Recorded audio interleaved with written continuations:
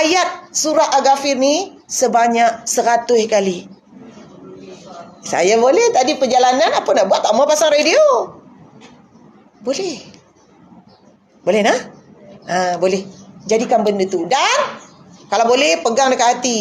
Bayangkan bila kita sebutkan, aku serahkan seluruh hidupku, masalahku, anak-anakku, suamiku, hutangku kepada Allah.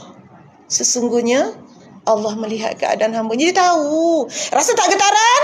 Sekarang duk doa lah. Hai. Lepas tu tak makbul. Pegang dada.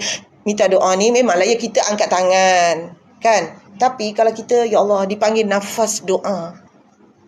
Mana kita tarik? Kita baca bismillah. Sebab kita bergantung dekat Allah. Bismillahirrahmanirrahim. Tarik nafas. Tarik nafas. Tarik nafas ni puja ala antara kita boleh kenal Allah. Tarik nafas. Berhenti. Betul